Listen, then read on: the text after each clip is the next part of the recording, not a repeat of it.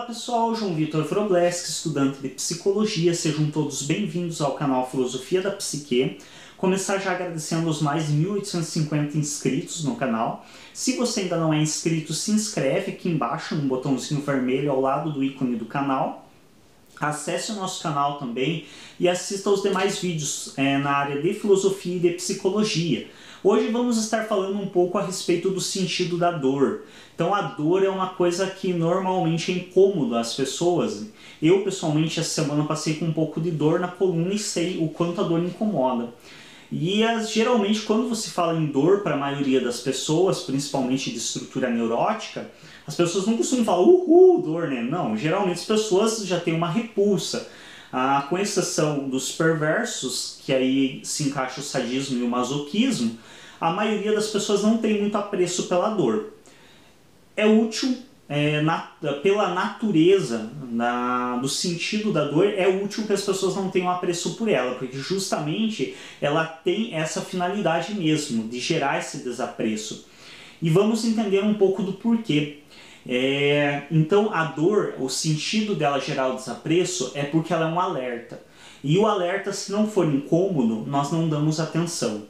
Então não é à toa que, por exemplo, sirenes de alerta a respeito de algo errado, por exemplo, alarmes de incêndio, são barulhentos, são incômodos, porque a finalidade deles é justamente incomodar para que se tome uma providência a respeito. Não é diferente a dor.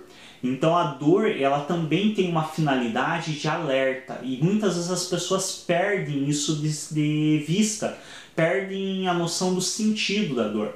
Elas apenas querem eliminar a dor, quando na verdade a dor é exatamente como o alarme de incêndio. Se toca o alarme de incêndio do teu prédio ou da tua casa e você vai lá e desliga ele e volta a dormir, a tendência é que dê alguma coisa muito errada aí. Porque o alarme de incêndio não é o problema. O problema é o incêndio que disparou o alarme. E é igualmente no nosso corpo. Então a dor em si não é um problema, porque a dor está sendo gerada por outra coisa. E o que está gerando essa dor que é o problema? E uma coisa interessante, para nos dar melhor essa noção, é a questão das pessoas que têm um distúrbio neural muito raro, que faz com que elas não sintam dor. Aí muitos dizem, não sente dor, né? Se você gosta de morrer antes dos 30, vai lá. Porque é uma das tendências. Não que necessariamente quem tem esse tipo de problema vá morrer antes dos 30 anos, mas é uma questão estatística. A maioria das pessoas que apresentam esse distúrbio, que não sentem dor, acabam falecendo por volta dos 30 anos de idade, não muito mais do que isso. E aí fica fácil a gente entender o porquê disso quando começamos a analisar o motivo de existir a dor, o sentido da dor.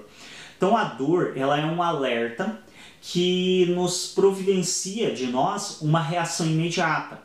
Muitas vezes a dor ela nem é interpretada pelo cérebro. Por exemplo, quando você encosta em algo quente, esse ato de você encostar e logo retirar a mão, quando você encosta em uma chapa quente, por exemplo, qualquer coisa em uma temperatura acima da suportável pela tua pele, essa ação de você retirar, ela nem chega ao cérebro. A tua própria coluna, a própria espinha vertebral, ela já reconhece essa sensação no que você encosta. E você retira antes mesmo de sentir a dor, depois que o teu cérebro vai interpretar. E o que acontece se a pessoa não tiver essa capacidade de encostar numa coisa quente e imediatamente retirar? Pense do seguinte modo, se para você que sente a dor e encosta e logo retira, já geralmente deixa no mínimo bolha, deixa a pele vermelha, faz estragos, você imagine para uma pessoa que encosta na coisa quente e fica. Até ela sentir o cheiro de pele queimada ou até alguém avisar ela, alertar ela. Possivelmente vai chegar a queimar conforme o tempo e conforme a temperatura dessa superfície na qual ela está encostando, pode chegar a queimar até chegar no osso. E aí nós sabemos que uma queimadura desse nível para terceiro grau, uma queimadura máxima do terceiro grau, dificilmente vai se recuperar sozinha a pele sem uma cirurgia, até mesmo porque já atingiu o nervo, já passou da pele, já chegou no osso. Então, dificilmente essa ferida vai cicatrizar sem um processo cirúrgico.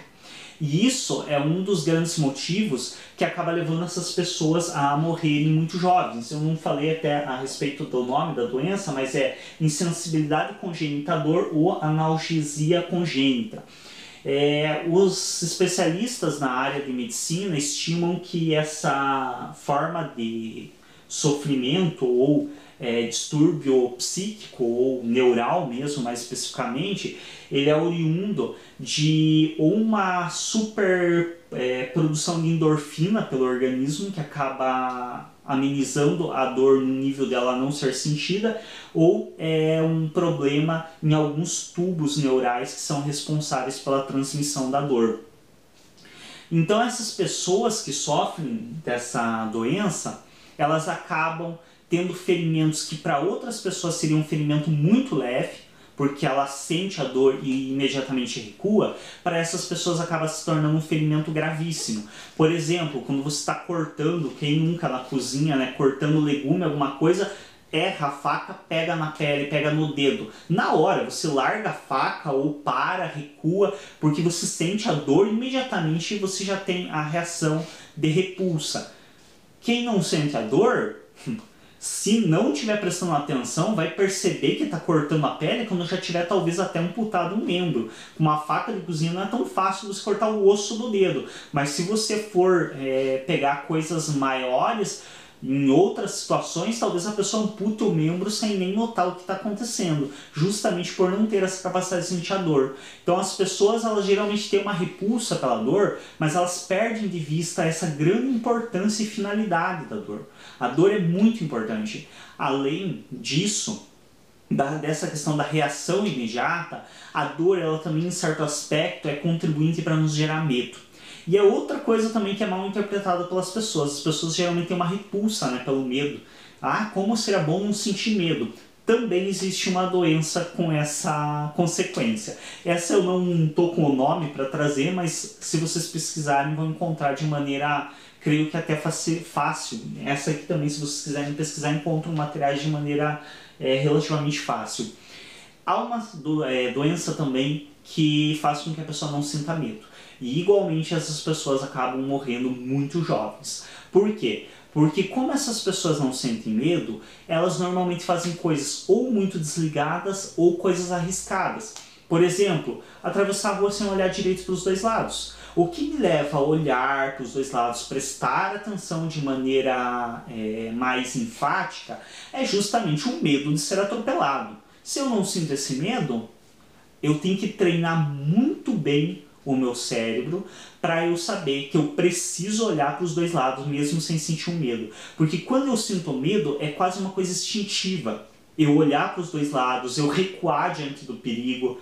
Agora, quando eu não sinto medo, isso tem que ser uma coisa programada. E como tudo programado, podem haver falhas. E quando há falhas, ocorrem falhas, e geralmente ocorrem em algum momento, algumas dessas falhas acabam levando a pessoa à morte.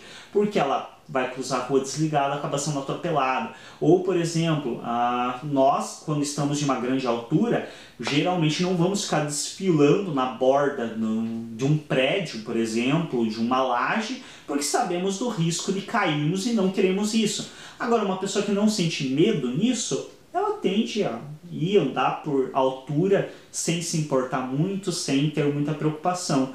E a chance dela cair é igual à nossa de cair. Então, a falta de medo dela não diminui o estrago se ela cair, não diminui a chance dela cair. Só faz com que ela não tenha a precaução que nós temos de não ficar se arriscando.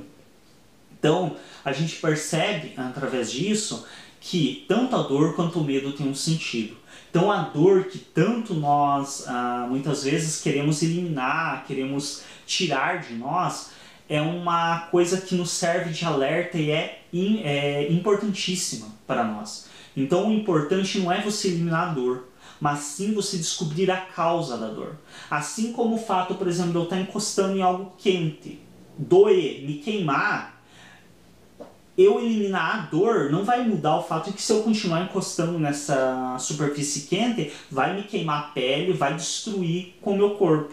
Então é importante entender que a dor não é o mal, que há um mal gerando essa dor e que o que precisa ser combatido é a origem da dor e não a dor em si. A dor, ela é apenas um alerta, e assim como o alarme de incêndio não é o real perigo, o perigo verdadeiro é o incêndio, assim é a dor. Então não adianta você querer ir lá e desligar o alarme de incêndio, não adianta você ir lá e cortar os fios da sirene, porque isso não vai apagar o incêndio que está na tua casa ou no prédio. O que é preciso você fazer é ir lá e se incomodar em apagar o incêndio, depois você resolve o alarme. No nosso caso da dor, se você apagar o incêndio, geralmente o alarme já desliga sozinho. Então, quando nós estamos com uma dor, se nós descobrimos o motivo dessa dor e tratamos, a tendência é que a dor já se elimine sozinha, sem nem precisar mais atitude da nossa parte. Então fica aí a discussão a respeito da dor. Espero que tenha conseguido trazer um entendimento de que a dor ela tem um sentido e tem um motivo para existir, ela não está aí à toa. O motivo dela existir sim é nos incomodar, mas porque isso é importante. Então a dor é um alerta. Então antes de você desejar eliminar a dor, primeiro se pergunta o que está gerando essa dor. E aí, em relação a dores psíquicas, não é tão diferente. Então as dores psíquicas também têm um sentido de existir na nossa vida, elas nos fazem amadurecer, nos fazem nos precaver diante de certas situações, e aí fica para cada um ficar pensando a respeito do que mais a dor psíquica nos favorece. Obrigado a todos pela atenção neste vídeo, se inscrevam no canal, cliquem em gostei e assistam aos demais vídeos.